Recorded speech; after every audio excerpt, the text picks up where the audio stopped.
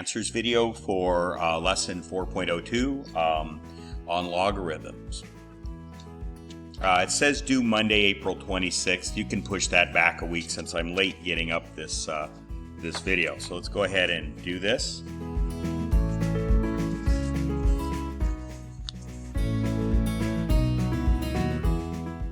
All right.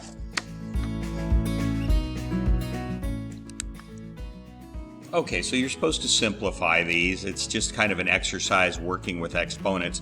I'm going to do 1a and 1b. I don't remember if I did 1c in class, but if I don't believe I meant to. If I did, fine, you've got it. If you got it from class. If not, I want you to do that one on your own. So I'll do these two. So this is really you. I think I may have done it in class at the last minute. Anyway, if you weren't there, you can do it on your own here. Okay, so what do we do with this? So you can only combine any of these if they have the same base. So the only two we could possibly combine are the y's there. But before you do that, you look at this term here in parentheses, and it has an exponent of 0. And anything, with the exception of 0, and we're going to assume that that's not 0, anything raised to the 0 power equals 1. So this entire term equals 1. So we're going to rewrite it as times 1. That just simply equals 1.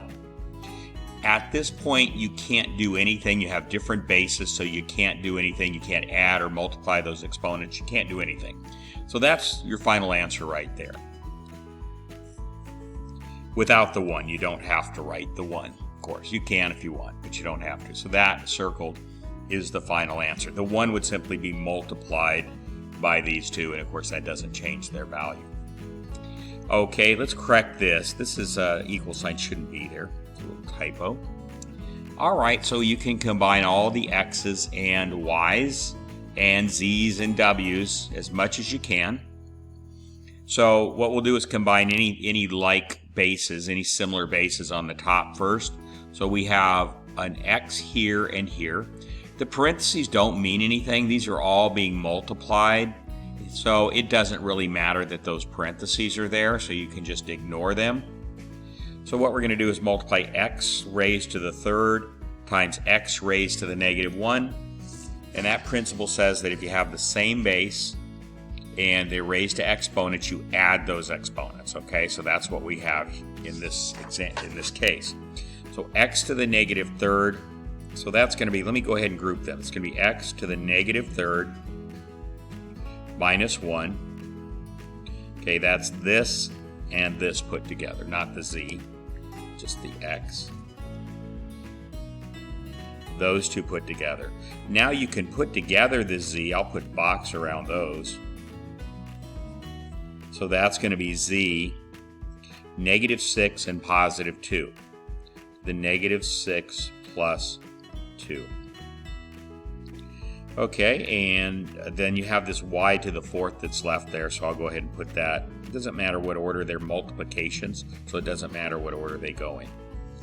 Down at the bottom, you only have one x, you only have one y, you only have one z, and you only have one w. So we'll go ahead and write those down exactly the way they are there. Okay, let me bring all this up here. I'll start working up there. Okay, so now I can simplify these exponents. So what we have is x minus 3 minus 1 is negative 4. Z minus 6 plus 2 is negative 4. I'll go ahead and write the y to the fourth first, so it's in alphabetical order. And z to the negative fourth over.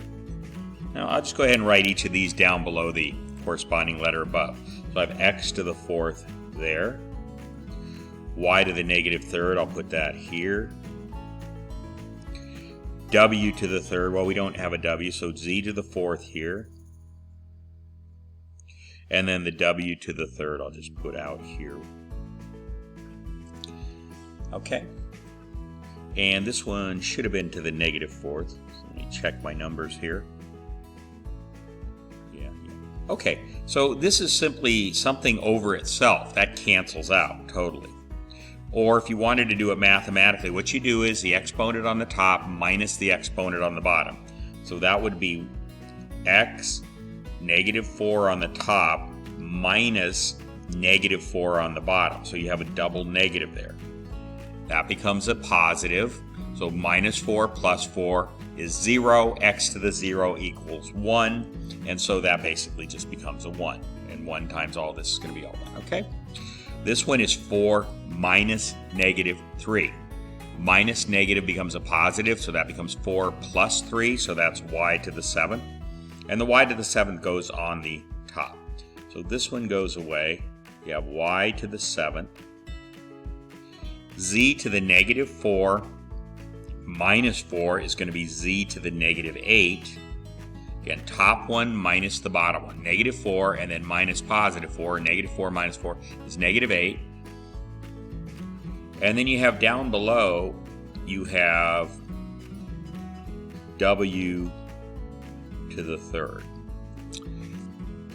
Okay, so here we are. So generally, a final answer should have positive exponents. So the way we're going to write this, sorry, I didn't organize this very well. I'm going to take this over here. I'm going to write y to the 7th on top. Well, I'll write it both with positive and negative. So y to the 7th. Then the z is going to go down on the bottom because it's got a z to the negative 8th. What that does is you can put it down on the bottom and make it positive 8. That's what that does. You flip it over. What principle is that? That's this principle. A to the minus x equals 1 over a to the positive x. So that's what I did there. And then you already had the w to the 3rd there. That's actually the way the answer should be presented. If you wanted all these to be up in the numerator, you could have written it like this. I'll go up here and do that. Y to the 7th.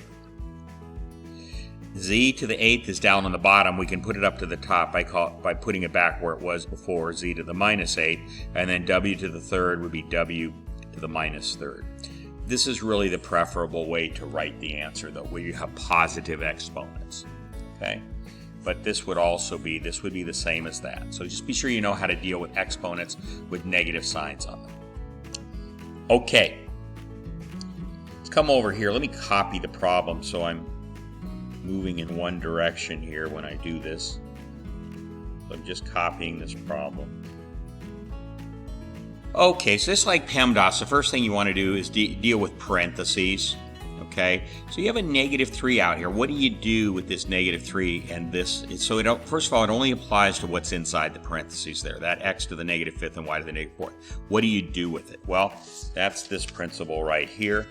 That a raised to the x power and then outside the parentheses raised to the y is you multiply those two exponents together. So I'm going to come down. These two stay the same for right now. Negative 3 times negative 5 is going to be positive 15. And again, once you do this, you can get rid of the parentheses. So that's going to be x to the 15th. Negative 3 times negative 4 is positive 12, so that's going to be y to the 12th. Okay. Now you can go ahead and combine the x's. You have, now don't worry about this. This is just going to stay there. You don't do anything with that negative sign. But it's x to the 4th, x to the 15th is x to the 19th, so I'll put the minus sign back, x to the 19th. And y to the 2nd, y to the 12th, you're going to add those two, and that's going to be y to the 14th. And that is the final answer.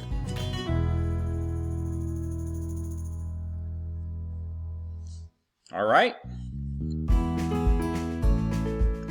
Get those down, and we'll move on.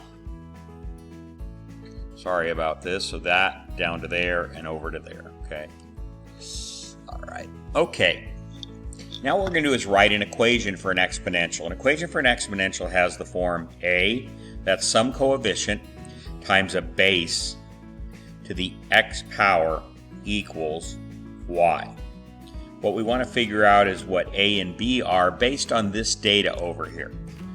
And then you'll have an equation that you can test out with this data to see if it works. Okay, so let's just do it and you'll see what I mean.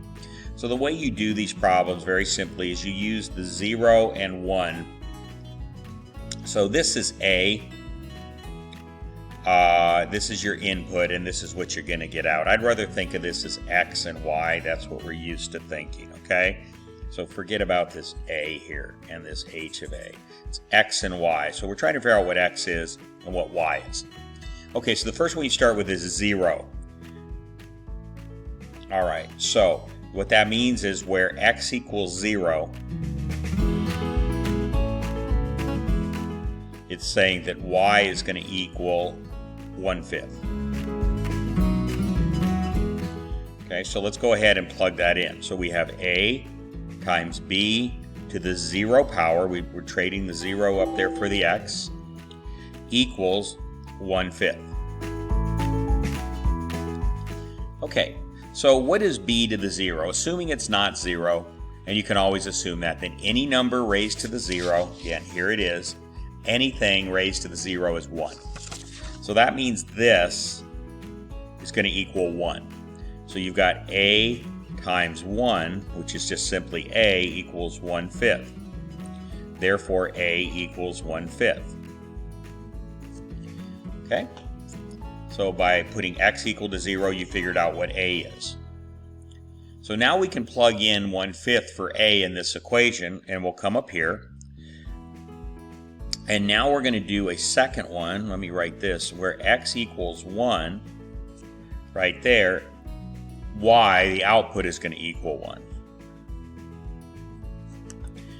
Okay, so let's write the equation, but now we know that a equals 1/5, so it's going to be 1/5 times b, and we said x is going to equal 1, so 1 right there, equals y is 1. So that's going to equal 1. So let's solve for b. So we multiply both sides by 5. That's 1 times 5. So what you get is this cancels. 5 times 1/5 is 1. Okay, so you end up with b to the first equals 1 times 5. Let me make that a little clearer. 1 times 5 is 5. B to the first just equals b. Any number raised to the first power just equals itself. So b equals 5. So now we figured out both a and b. So we can plug them in.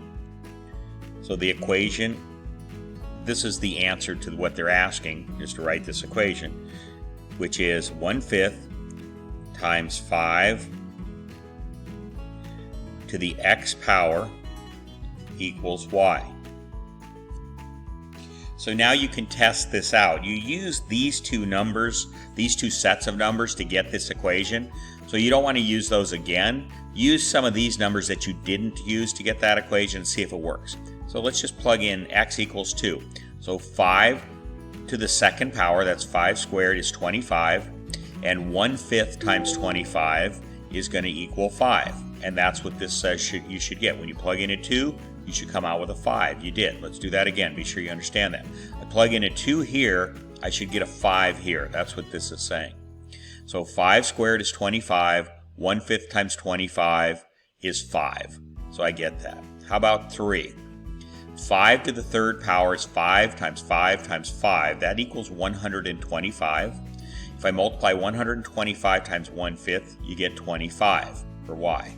And that's what this says would happen. When you plug 3 in for x, you're going to get 25 for your output y. Okay? And the same would work for 4 and 125. You plug a 4 in there, you'll get 125 there. So this is the final answer. That's just to check and be sure it works. Okay. Get that copied down. I'm going to go on to the next problem.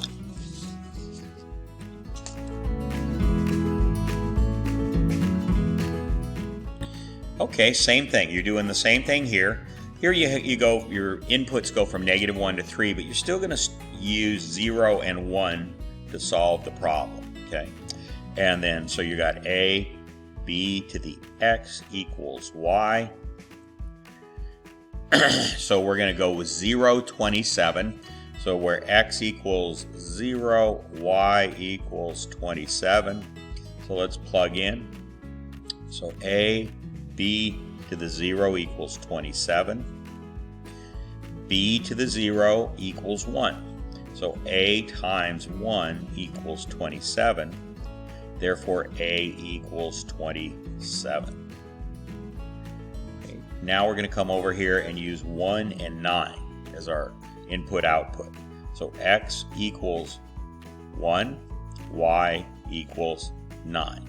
And we know that a now equals 27. So we're going to write this equation where a is 27. So 27 times b to the first power, that's x equals 1, goes there, equals y, which is 9. Okay, b to the first power equals b. Now we're going to divide both sides by 27 here. So I'll write it down here. 27's cancel, and you have b equals 9 over 27, which reduces to 1/3. Okay, so then our final equation is going to be a is 27 times b is 1/3 raised to the x power equals y. Okay, so now we can plug in a number. 2 for x. Okay, so what this is saying is that if x is 2, that y is going to be 3. So how do you do that? An exponent. Actually, I should have done this, and I should have done it on the other problem too. Put the x outside. Because the way you do this, how do you raise a fraction to an exponent? If this is 2, then it's going to be 1 to the second power is 1. And 3 to the second power, we're saying that that's 2, is going to be 9. So 1/9. And then you still have the 27 here. 27 basically divided by 9 times 1/9 is 27 divided by 9 equals 3. Okay, so when you put in x equals 2, you got 3, and that's what it says here. Okay, what about 3? So 1 to the third power equals 1, and 3 to the third power equals 27. So this is going to become 1 over 27. 1 over 27 times 27 equals 1. So therefore, if you put in 3 there, you're going to get a 1 output. Again, that's a 3. That 1 to the third is 1. 3 to the third is 27. 1/27 times 27 simply equals 1, and that's what this tells us should happen. When you put in a 3 for x, you get y out as 1. Okay, so this works. And the same would work with that negative number up there. Let's just go ahead and try it. -1. 1 to the -1 first power is 1 over 1. This one's a little messy. 3 to the -1 comes up to the top. So what this whole thing becomes is if you put a -1 in there, it becomes 3. It just gives you the reciprocal. Remember what a negative exponent does. It flips something. So you have 3 times 27 equals 81, and that's what it says you have here. Okay, let me just make that clearer. 1 over 3 to the -1, that's simply going to give you the reciprocal of that, which is 3. You're going to flip it over. Okay? All right, so anyway. Okay, and I told you in class I was going to leave this one for you to do. It's done exactly the same way as the last two. So again, you're going to use the 0 and the 1 to figure out what your equation is for that, okay? Your a, b to the x equals y. All right, so that takes care of this assignment. So do this one. This one I'm going to check, see that you know how to do this. If you have trouble, come to tutoring, and I'll help you with that. Okay, you have a good day.